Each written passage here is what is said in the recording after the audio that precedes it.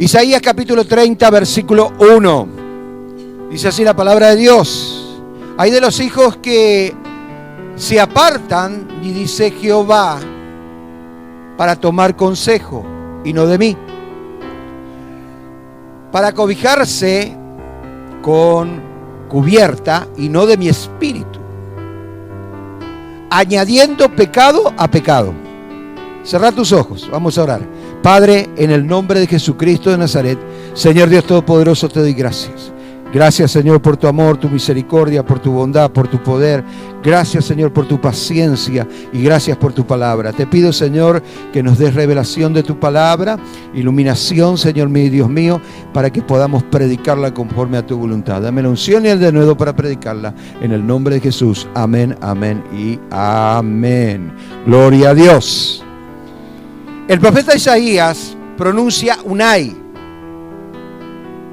Y en el concepto teológico y profético, hay, ¿no es cierto?, se utilizaba como un gran dolor, una angustia tremenda.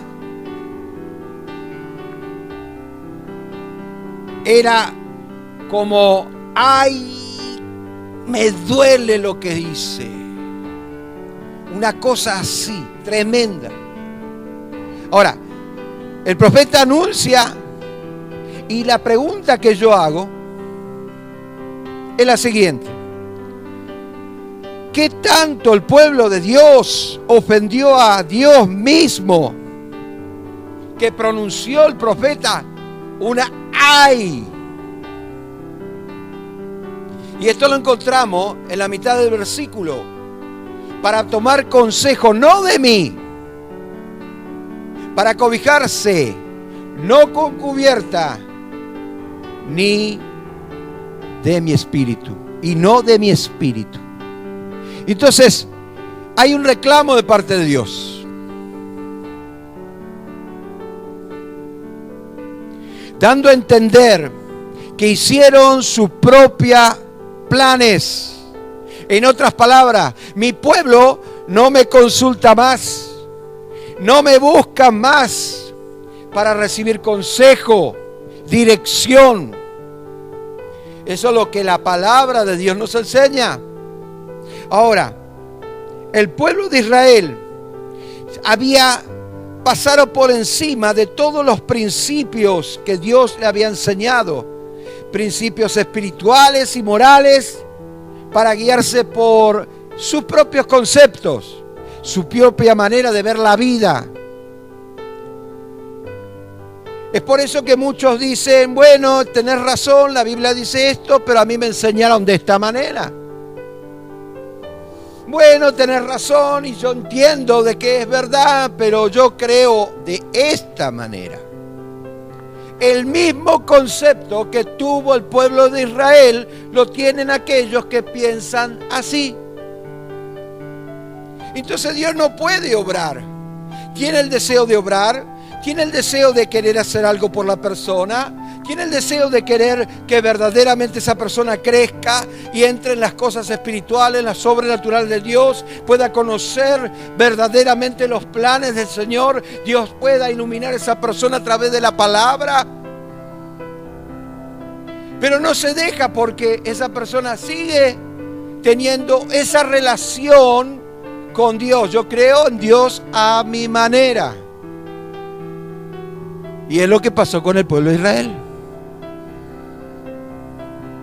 El pueblo de Israel sabía muy bien que debería confiar en el Señor en cualquier circunstancia, ya sea insignificante o difícil.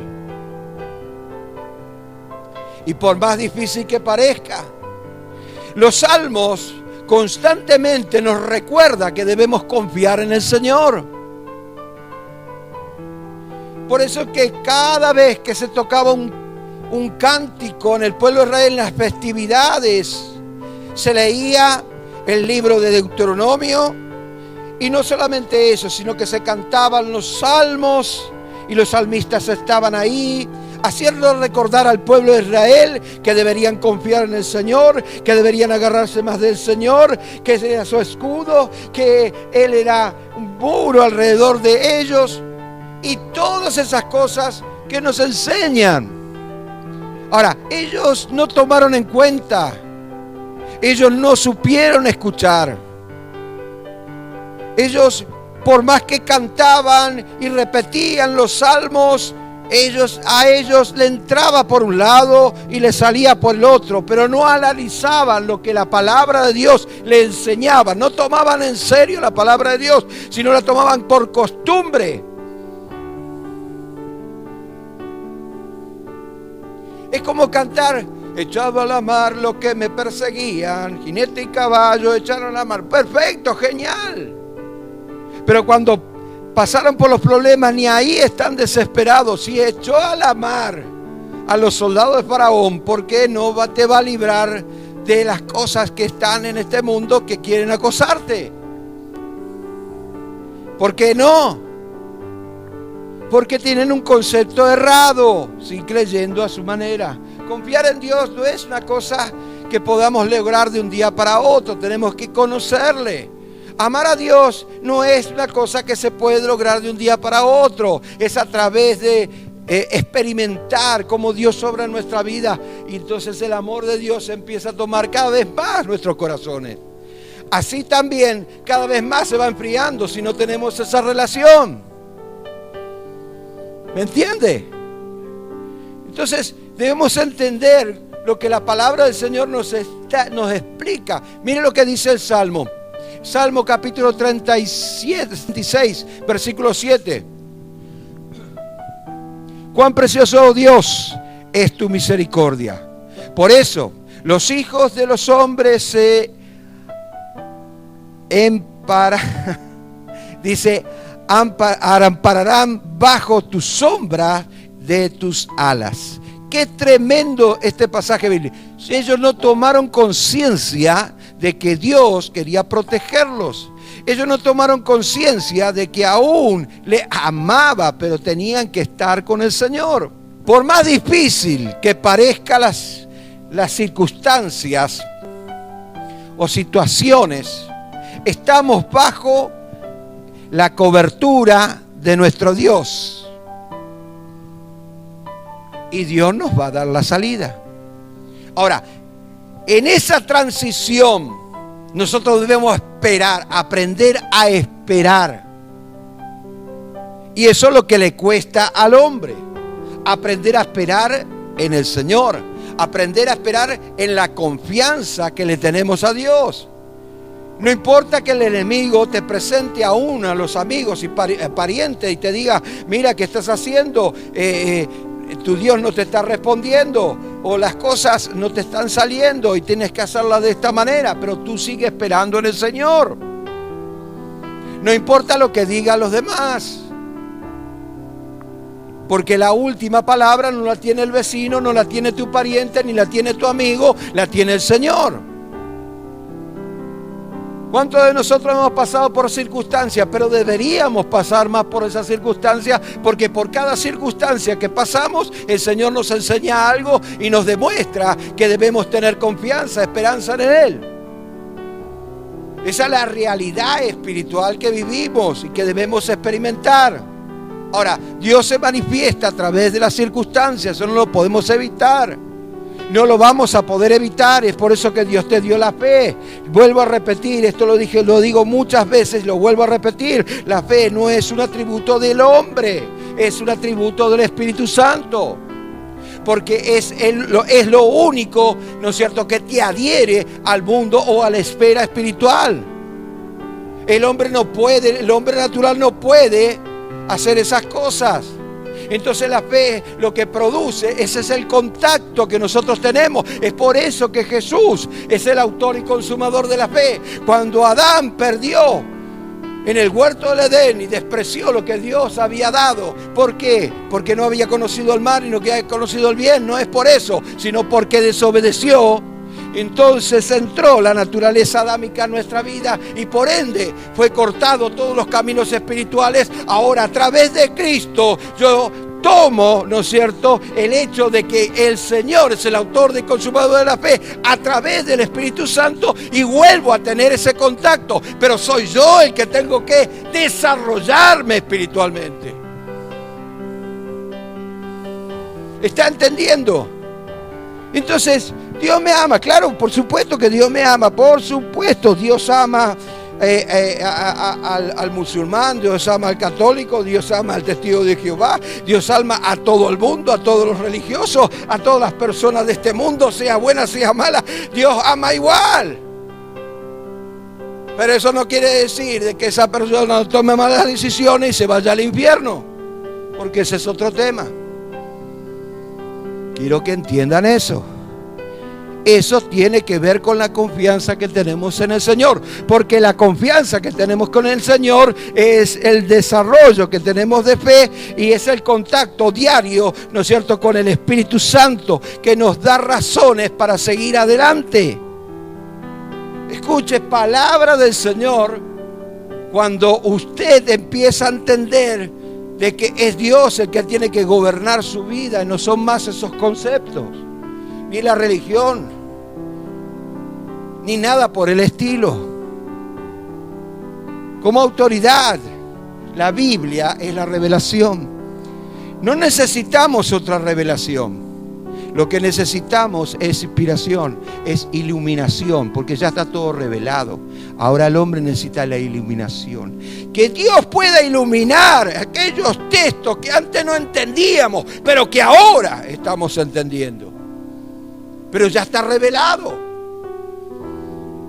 Por eso que el Espíritu Santo le inspiró a los 40 hombres que escribieron durante 1600 años, ¿no es cierto?, la palabra del Señor, la Biblia, ya fue revelada, ahora necesito la iluminación del Espíritu Santo. ¿Vio cómo van cambiando los conceptos? Debemos entender.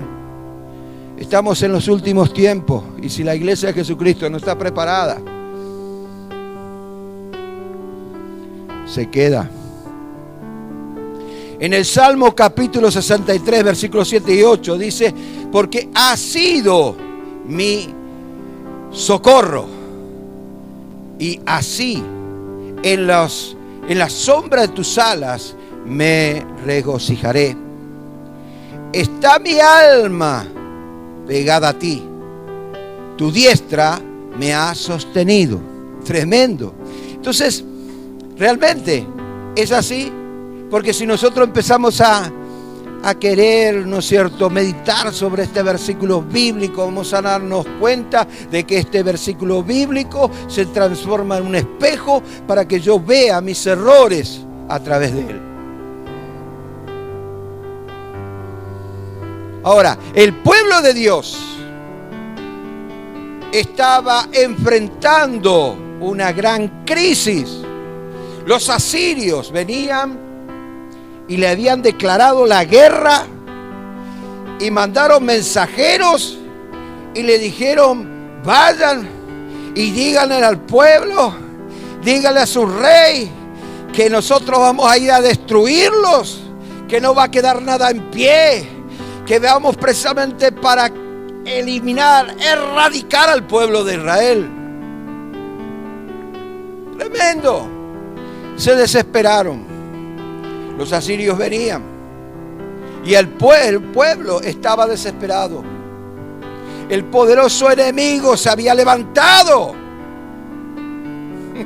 ¿Cuántas veces se levanta aquel enemigo queriendo demostrar su fuerza, su fortaleza, lo que él puede, lo que yo puedo hacer como político, lo que yo puedo hacer manejando, ¿no es cierto?, lo legal, lo que yo puedo hacer, lo que vos podés hacer no es nada comparado al Dios que tenemos.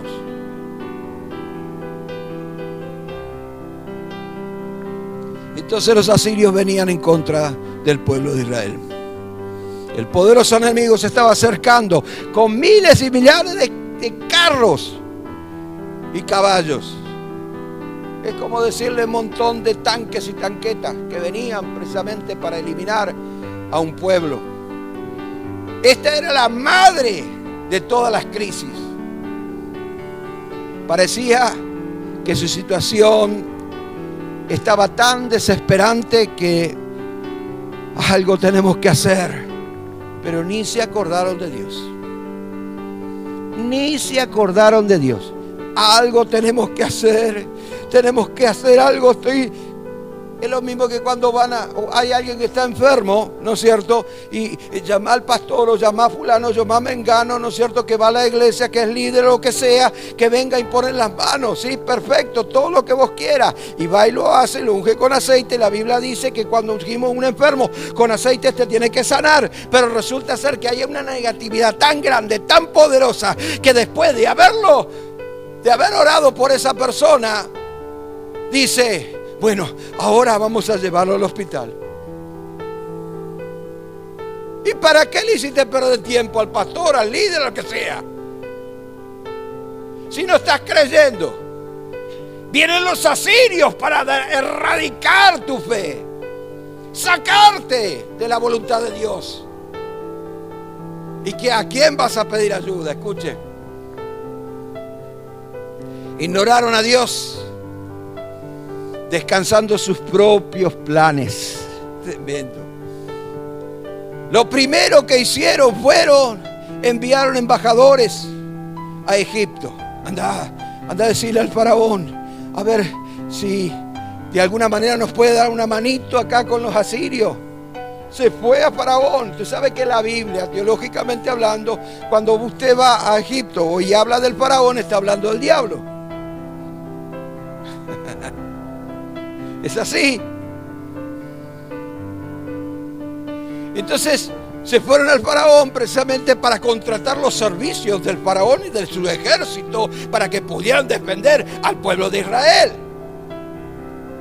Qué tremenda cosa que hicieron estos cabezones. En resumen,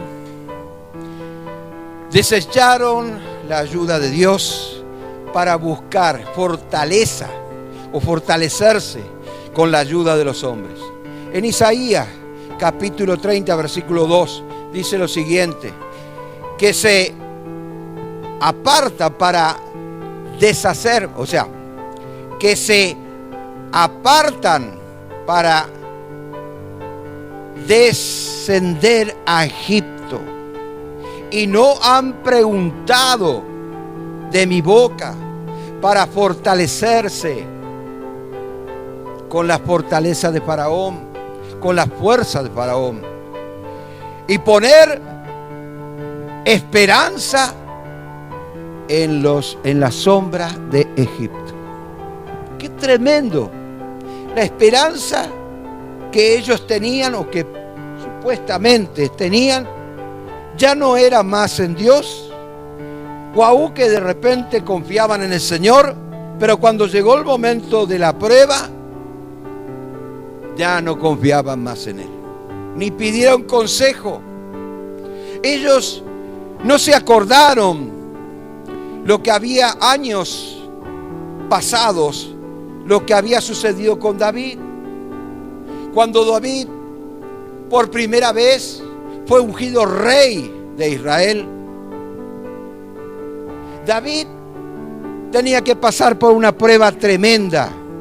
Venían los filisteos, precisamente en Refidim, una zona un poquito alejada de Jerusalén, precisamente para erradicar, sacar, destruir a el reinado y el pueblo de Israel.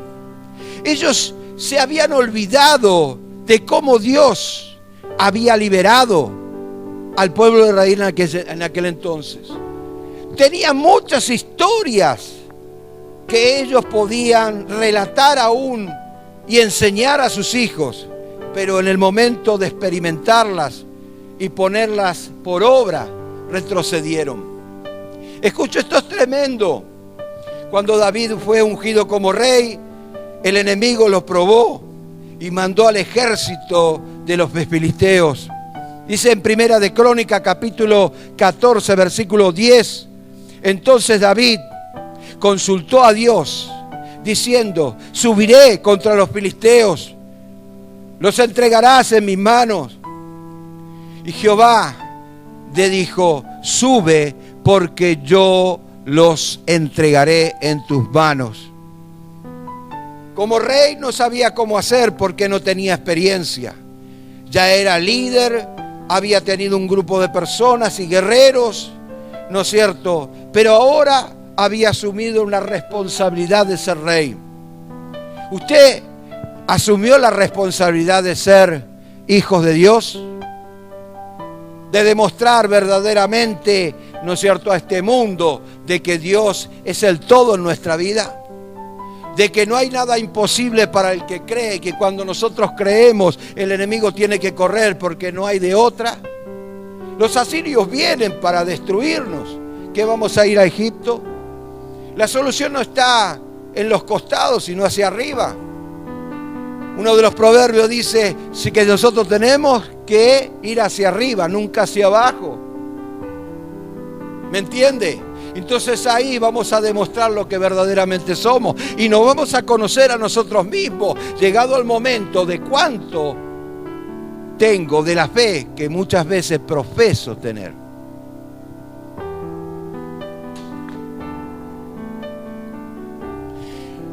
David rehusó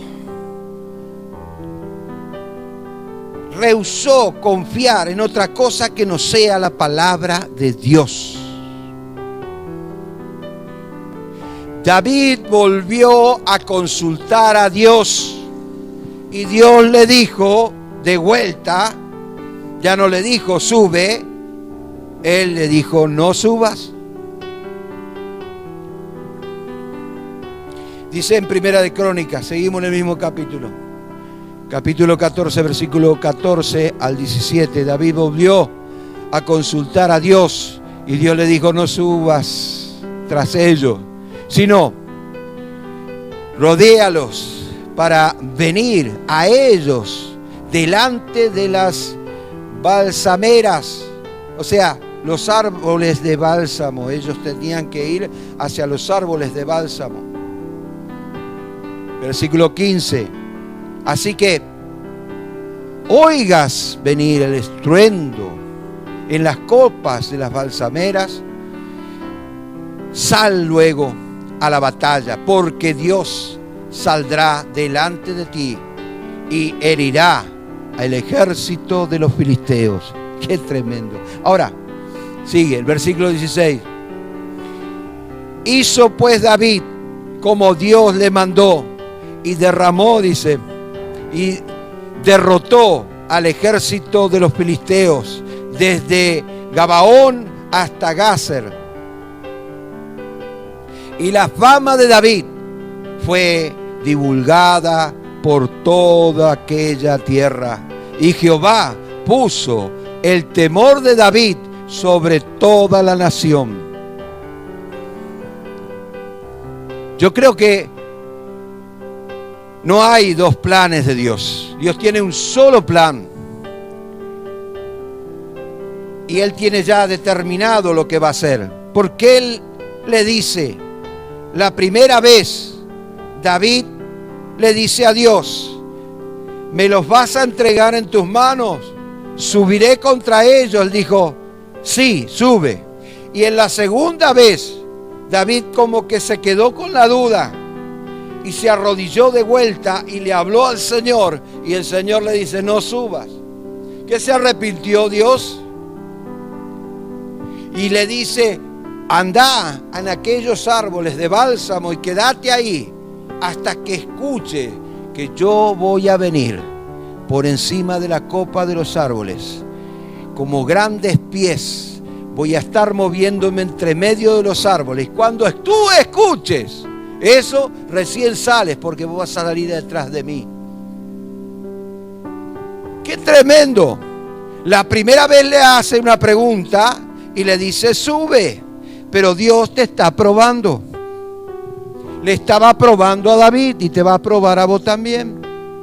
Si era un buen rey, él no iba a hacer algo alocado como decir en la primera, yo ya me voy. Él dijo, yo tengo un pueblo, una responsabilidad. y asumí esa responsabilidad, así que voy a volver a preguntar a Dios de vuelta, porque acá hay muchas vidas en juego. Quiero decirte en esta mañana que confiar en Dios es una responsabilidad, no para vos solamente, sino para los que te rodean, ya sea tu familia, tus hijos, todos los que te rodean. Es una responsabilidad. Ahora ya no vas a hablar con Dios para decirle, ¿me entregas este problema en las manos? Sino vas de vuelta a decirle, Señor, yo quiero saber si tengo autoridad suficiente como para salir a la batalla, como para derrotar al enemigo, como para pasar por encima de aquella enfermedad, como para pasar por encima de aquella circunstancia económica, como para pasar por encima de aquel enemigo que siempre está acosando y perturbando mi vida. Ya no orás de buenas a primeras poniendo el pecho, sino buscás verdaderamente que tú tengas la seguridad y la certeza de que es el Señor el que está respaldando tu fe. Amén. Es lo que hizo David y es lo que tienes que hacer tú. Creo que Dios no tiene dos planes, es un solo plan, pero siempre tienes que entender que dentro de los planes de Dios, Dios te va a aprobar, como lo hizo con David, como lo hizo con muchos varones y mujeres de la Biblia. Tener puesta la confianza en el Señor es la primera batalla que debemos ganar.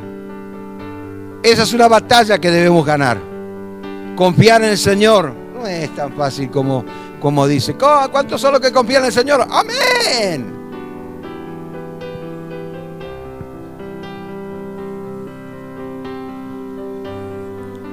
Pero la persona que se pone como David no alza la mano de buenas a primera, sino que busca que Dios sea el que esté respaldando lo que va a hacer y cómo lo va a hacer.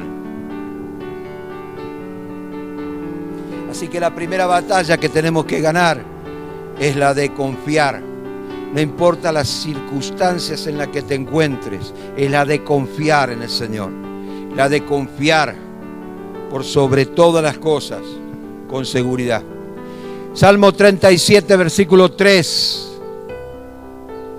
Confía en Jehová, haz el bien, y habitarás en la tierra, y te apacentarás de la verdad. Qué tremendo. Primero dice, confía en el Señor. Hay un desarrollo. Y en ese desarrollo de fe, tú vas a aprender a confiar en el Señor. Y confiar en el Señor es cargar la cruz de Cristo. Confiar en el Señor es negarnos a nosotros mismos. Confiar en el Señor es dejar los conceptos religiosos que tenemos, que se nos han colocado desde muy niños. Confiar en el Señor es permitir que los conceptos de la Biblia estén tomando el lugar de aquellas costumbres que teníamos. ¿Me está entendiendo? Entonces es diferente. Ahora, haz el bien, practica lo que estás leyendo y habitarás en la tierra. ¿Qué es la tierra? Habitarás en la tierra. ¿De qué promesa me está hablando? Dice, habitarás en la tierra. Al pueblo de Israel le dio una promesa de la tierra, ¿no es cierto?, de Canaán. Y que ellos, todo lo que pisara la planta de sus pies sería suyo. Y tener tierra en aquel entonces es tener la bendición de Dios. Es ya no ser más un pueblo nómada que anda de acá para allá sin destino. Es tener un lugar fijo donde descansar, donde habitar, donde darle lugar al Señor, donde Dios pueda manifestar su gloria. ¿Es eso lo que está diciendo el Salmo? Claro que es eso. Habitarás en la tierra y te apacentarás de la verdad. Dice, te apacentarás de la verdad. ¿Quién me va a apacentar de la verdad si no es el Señor? A través de la palabra. Yo ya no le pido más al Señor que me dé revelación, sino pido entender lo que ya está revelado. Quiero entender lo que ya está escrito. Quiero saber cuál es la voluntad de Dios para mi vida. Quiero que el Espíritu Santo me guíe de una manera muy especial. Nuestro Dios tiene maneras de hacer las cosas. Tiene su manera de hacer las cosas, que va más allá de nuestra comprensión, que va más allá de nuestro entendimiento. Sus planes pueden parecer absurdos, ilógicos y hasta podríamos decir que infantil. Porque la fe es eso, es creer como un niño. La fe pasa los límites de la lógica. La fe parece algo que, como que construyo castillos en el aire, pero en realidad la fe tiene que demostrar lo sobrenatural de Dios, y para esto yo debo creer.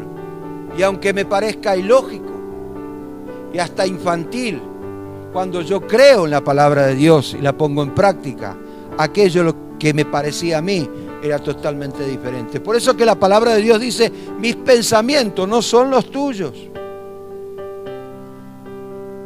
Porque si los pensamientos de Dios se ponen al nivel de tus pensamientos, pues no sería Dios. Y la fe está para eso. En el Salmo 135, versículo 6, dice lo siguiente: todo lo que Jehová quiere, lo hace. En los cielos, en la tierra, en los mares y en todos los abismos, en todo lugar. Lo que quiere hacer, lo hace y nadie lo detiene. Así que es mejor experimentar la gloria de Dios que la gloria de los hombres. Pero nuestro Dios nos hace entender lo sobrenatural. ¿Y por qué yo hablo tanto de lo sobrenatural?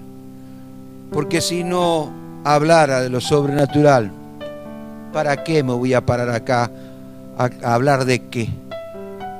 ¿De qué voy a hablar? ¿De un Dios que es nada más que materia, que se ajusta a los caprichos de los hombres?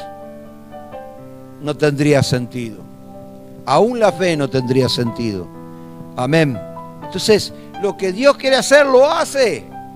Y lo único que necesita de nuestra parte es obediencia a su palabra y aplicar su palabra a través de la fe. Amén. Y con esto quiero terminar ya. Salmo capítulo 9, versículo 10. En ti confiarán los que conocen tu nombre. Por cuanto, oh Jehová, no desamparaste a los que le temen, a los que te buscaron. No desamparará tu vida. Confiar en el Señor, ese es el concepto, ¿no es cierto?, bíblico y espiritual que nosotros tenemos. No es fácil confiar en el Señor. Es la primera batalla que debemos librar. Y esa batalla la debemos ganar. No es fácil decir confío en el Señor cuando tenés la ladera llena, pero no es tan fácil cuando la tenés vacía. Pero muchas veces Dios prueba tu vida, ¿no es cierto?, vaciando un poco la ladera para que vos puedas confiar en el Señor. Amén. Y cuando te das cuenta de eso, no hay nada imposible para el que cree.